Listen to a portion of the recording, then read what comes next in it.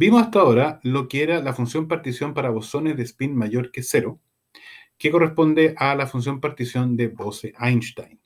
Acá tenemos la expresión a la que habíamos llegado. Aquí tenemos la función partición tradicional porque habíamos resuelto el problema de la función gran canónica justamente asumiendo esta situación de que el n es muy grande, así que lo habíamos escrito de esta forma, pero no habíamos todavía definido qué es lo que es el alfa. Y el alfa es nuestro multiplicador de Lagrange para justamente asegurarnos que el número de partículas sea realmente n.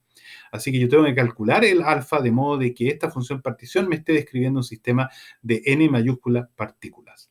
Para hacer eso ahora tenemos que calcular qué es lo que es el número de partículas y eso lo podemos hacer directamente con la expresión que ya habíamos visto. Si yo derivo la función partición del logaritmo de la función partición respecto del nivel de energía E sub R, lo divido por beta y le cambio el signo, voy a obtener el número promedio de partículas. O sea, esto lo aplicamos ahora a la función partición Bose-Einstein y si hacemos eso usando justamente la expresión de la ecuación de Bose-Einstein de la función partición, obtengo esta expresión de acá. ¿Okay? Acá está nuestro n, nuestro alfa, pero tenemos que todavía ahora empezar a sumar sobre los distintos r para poder llegar a la expresión final que va a ser igual al n, y nuestro problema es que podemos tener para el mismo e sub r distintas cantidades de no solamente de partículas por un estado, sino también posibles combinaciones que tengan la misma energía, pero que son estados distintos. En consecuencia, tengo que pasar ahora a sumar sobre estos i, lo cual lo podemos hacer en la forma continua. Ya habíamos visto cómo se hace eso, en que uno tiene que usar la conversión a lo que es el vector de onda, usando el hecho de que 2pi por n partido por L es el vector de onda, así que uno puede pasar desde el n a el vector de onda directamente. Los fotones lo vimos en detalle, así que no lo voy a repetir en este lugar. Así que esta suma de acá uno la puede expresar al final como una integral sobre el vector de onda k, en que lo estamos suponiendo que no tiene ninguna dirección privilegiada, por eso que la integración en el ángulo se puede aquí desarrollar y tengo el 4pi y tengo el vector de onda al cuadrado por dk. Sin embargo, nuestra expresión que teníamos no depende del vector de onda, depende de la energía. Así que voy a usar la expresión de la energía que tengo acá arriba para hacer un cambio de variables nuevamente para pasar de este k a esta energía epsilon.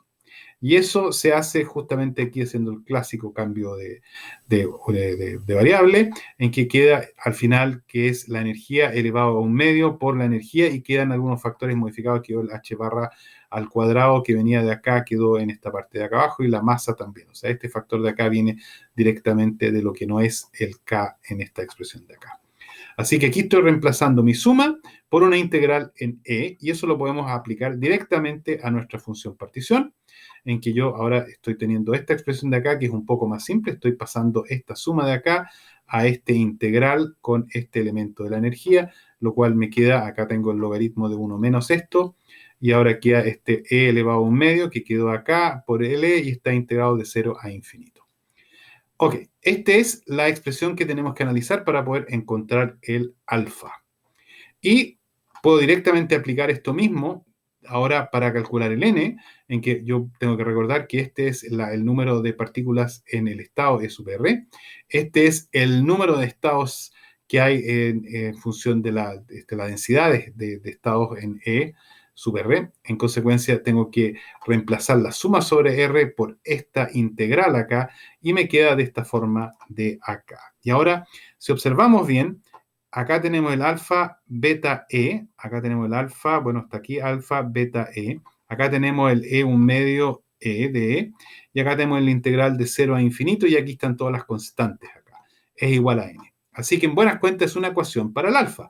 Si yo pudiera despejar el alfa acá, yo sabría exactamente cuánto tiene, qué valor tiene el alfa para justamente ajustarme a que yo tenga n partículas. Esto está muy bien para temperaturas altas, funciona. Uno, de hecho, para temperaturas altas incluso lo puede aquí expandir. Uno puede suponer temperaturas altas, significa que un beta es muy pequeño. Uno puede desarrollar esto, puede sacar el alfa y puede incluso en un límite clásico de alta temperatura calcular explícitamente el alfa. Sin embargo, el problema comienza cuando yo bajo a temperaturas muy pequeñas. Si la temperatura es muy chica, el beta es muy grande, y voy a tener un problema que este integral queda acotado por este factor de acá. Voy a tener que este beta muy pequeño, perdón, temperatura chica, es un beta muy grande, voy a poder tener que este factor domina ese 1 acá, lo saco este 1, el E elevado a alfa lo puedo sacar fuera y esta integral al final la puedo desarrollar. Y me voy a dar cuenta que hay una situación en que ya no puedo ajustar el alfa a ningún valor que me dé el n correspondiente. Y llego a la situación de crisis en que no existe un alfa. Y de hecho uno puede calcular cuál es ese valor de alfa en que uno asume, porque el alfa va desde un valor negativo grande, va a ir achicándose hasta llegar a cero. Y cuando llega a cero, entro en crisis porque este integral justo en esa situación tiene todavía una solución, pero para temperaturas más bajas ya no tiene solución. Y uno puede calcularlo, sencillamente asume que el alfa es cero, que es el límite, y puede en ese minuto esto acá calcular esta integral, porque en ese minuto yo aquí, si alfa es cero, yo puedo hacer un cambio variable para liberarme de este beta, me queda como un X acá, el beta salió acá afuera, y yo aquí estoy asumiendo esta temperatura crítica, que es la temperatura justamente, esta C viene de la palabra condensado, es la temperatura en que el sistema todavía tiene una solución para el n. O sea, esto aquí claramente para cualquier n que yo tenga voy a tener un valor correspondiente. Y el integral acá se puede integrar directamente, da un número, así que todo está bien. Yo tengo esta temperatura que aquí está expresada, calculada explícitamente. Temperaturas sobre esa temperatura tienen un alfa correspondiente y el sistema no tiene ningún problema. Pero para temperaturas inferiores tengo una dificultad.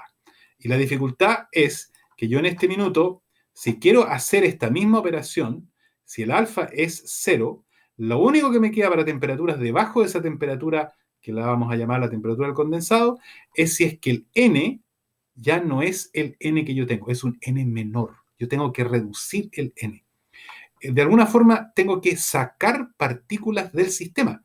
Las tengo que eliminar como si no existieran. Y en ese minuto yo puedo funcionar. Uno puede calcular ese número y directamente si uno resuelve esta ecuación de acá para ese límite, uno puede demostrar de que da esto. El número de partículas menos aquellas que tuve que sacar son las que están ahora respondiendo a esta ecuación de acá. O sea, uno sencillamente integra esto asumiendo este valor para la temperatura crítica, lo puede escribir incluso en esta forma más simplificada, pero esta integral es exactamente este valor de acá, este es el número que da esta integral de acá, lo vimos en delante, y este T, si es menor que esta temperatura de acá, solamente funciona si es que yo a este lado de acá tengo un número menor también, que son las partículas que todavía están en el juego, que es el número que yo tenía originalmente, menos aquellas que tengo que sacar del juego, que vamos a llamar partículas en el condensado. Y al final uno lo puede expandir también, expresar también de otra forma. El número de partículas en el condensado va a ser igual inicialmente cuando la temperatura es igual a la temperatura de condensación. Esto va a dar cero, entonces yo tengo que el número de condensado es cero. Y a medida que va bajando la temperatura, yo voy teniendo que cada vez me acerco a que más partículas están en el condensado, salen del juego y son parte del condensado. Este comportamiento es sumamente extraordinario en que yo tengo partículas que literalmente las saqué del sistema y que tienen un comportamiento totalmente distinto, se usa como base para, por ejemplo, modelar lo que es el helio líquido. En el helio líquido, el helio debajo de una temperatura que es cercana a los 2 grados, 2,1 creo Kelvin, entra a una situación distinta en que una cierta componente de este líquido se mueve sin resistencia, es capaz de encaramarse por las paredes, es lo que se llama el helio superfluido. El helio superfluido correspondería, según Landau y Feynman, a un modelo que fue desarrollado por ambos en distintas etapas del desarrollo del modelo del helio líquido superfluido y corresponderían al condensado que se mueve casi como un cuerpo inerte completo sin tener un comportamiento individual, o sea que hay un comportamiento macroscópico en que este bloque no presenta ningún tipo de disipación de energía, se puede mover como si fuera un ente completo. Y ese comportamiento correspondería, según ese modelo, a la aplicación de este condensado, que son partículas que salen del sistema, que ya no tienen un nivel de energía, que están fuera del sistema y en este caso presentarían sencillamente un volumen macroscópico que se está comportando de una forma totalmente atípica porque, por ejemplo, fluye sin absolutamente ninguna viscosidad, o sea, es totalmente sin gastar energía. Eso es la aplicación, y recordemos, son bosones de spin mayor que 1, mayor que 0, que tienen este comportamiento que para temperaturas muy bajas pierden, forman un condensado, partículas que no participan, que no están en la ecuación del estado del sistema y que macroscópicamente uno la puede asociar a un comportamiento como por ejemplo el helio líquido.